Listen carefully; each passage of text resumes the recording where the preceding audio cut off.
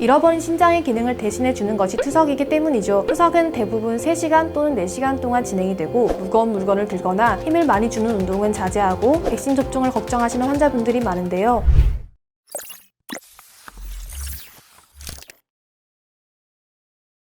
안녕하세요. 서울부민병원 신장내과 양희진 과장입니다.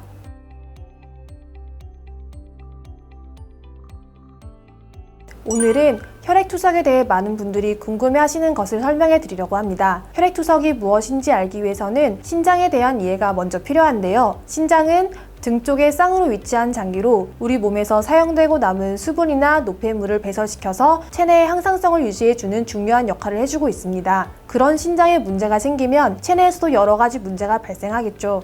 신장 기능이 나빠지게 되면 필요 이상의 수분이 배설되지 못해서 몸이 붓거나 혈압이 오르게 되고 노폐물이 체내에 쌓여서 오심, 구토, 가려움증 등이 생길 수 있으며 빈혈이 생기고 뼈가 약해지는 등 전신에 안 좋은 영향을 주게 됩니다. 이처럼 신장이 제 기능을 하지 못하는 상태가 오래 지속되면 만성신부전이라고 하게 되고 만성신부전 환자분들은 정기적으로 신장내과 의사를 만나면서 투석을 하게 될 상황을 대비하게 됩니다.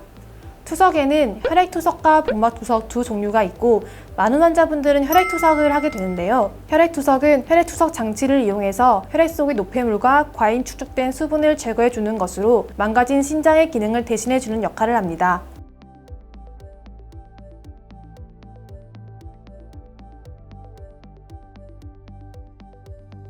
혈액 속의 노폐물과 과잉 축적된 수분을 제거하기 위해서 혈액 투석 장치와 체내 혈관을 연결해야 하는데요. 그 부분을 혈관 접근로라고 부릅니다. 혈액 투석을 할 때마다 연결해야 하기 때문에 바늘을 찌르기 쉬우며 자주 찔러도 버틸 수 있는 곳이 필요합니다. 이러한 혈관 접근로는 주로 팔에 있는 동맥과 정맥을 연결해서 만들게 됩니다.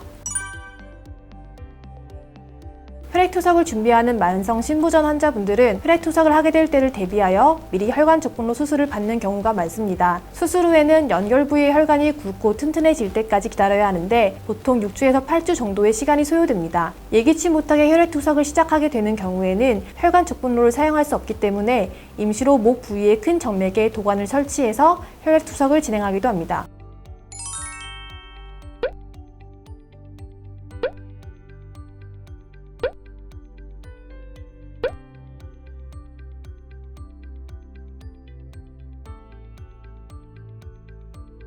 앞서 말씀드린 대로 혈관 접근로를 통해 혈액투석 장치와 체내 혈관을 연결해서 진행이 되고 체내 혈액은 연결 부위를 통해 몸 밖으로 나와서 혈액투석 장치로 들어갑니다. 혈액투석 장치 내부에서 혈액과 투석액이 교차하면서 불필요한 노폐물, 수분, 전해질들은 제거가 되고 부족한 성분은 보충이 됩니다.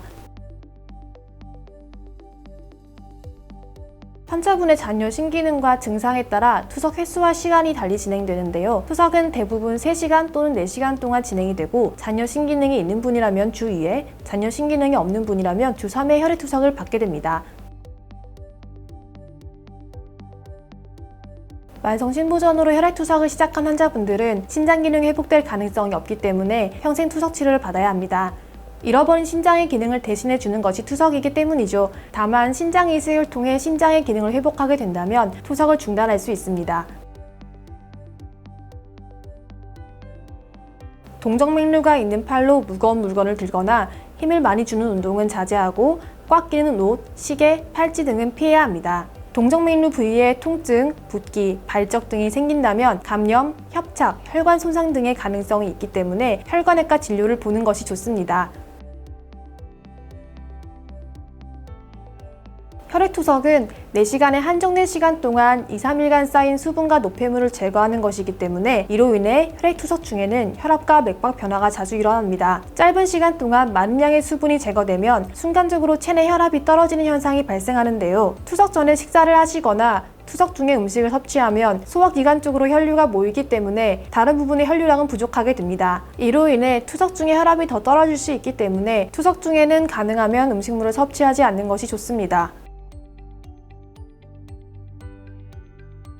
혈액투석은 단시간에 많은 수분과 노폐물을 제거하는 치료이기 때문에 혈액투석 후에는 어느 정도의 피곤함과 어지러움은 발생할 수 있습니다. 대개는 시간이 지나면서 서서히 회복되는데요. 만약 이러한 증상이 지속된다면 전문의와 상의하여 투석 관련 부분들을 조절해 볼 수 있습니다. 혈액투석을 받는 환자분들은 건강한 사람에 비해免疫力이 저하된 것으로 알려져 있어서 백신 접종을 걱정하시는 환자분들이 많은데요. 대한신장학회에서는 혈액투석을 받는 환자분들에게도 코로나 백신 접종을 권유하고 있습니다. 면역력이 저하되어 있기 때문에 코로나에 걸렸을 경우 건강한 사람들보다 더 치명적일 수 있기 때문입니다. 서울부민병원 인공심장센터는 2020년 확장 오픈하여 단독 건물의 한 층 전체를 사용하고 있으며 쾌적하고 안락한 투석실을 갖추고 있습니다. 독일의 세계적인 제약회사에서 만든 최첨단 고효율 혈액투석기가 구비되어 있어 최애순환 혈액 온도를 감지할 수 있고 투석 중 저혈압 위험을 예방할 수 있습니다. 3명의 신장내과 전문의가 있어서 환자분들을 위해 보다 안전하고 정확하게 투석을 진행하고 있습니다. 만성신부전 환자분들이 외래를 다니시다가 투석을 해야 된다는 얘기를 들었을 때 많이 걱정하시고 투석을 꺼려하시는 분들이 많은데, 사실 투석이라는 것 자체가 그렇게 위험하지 않고 오히려 환자분들의 삶을 더 건강하게 유지시켜줄 수 있는 하나의 치료이기 때문에 혈액투석을 너무 겁내지 마시고 신장내과 전문의를 만나서 상담을 받아보시기를 권유드립니다. 안녕하세요. 서울부민병원 신장내과 과장 양희진입니다. 오늘 소개해드린 내용은 어떠셨나요? 더 많은 건강관리 정보를 알고 싶다면 화면 왼쪽을 눌러 서울부민병원 유튜브 채널을 구독해 주시기 바랍니다. 앞으로도 서울부민병원 유튜브에서 유익한 건강 이야기 많이 들려드리겠습니다. 감사합니다.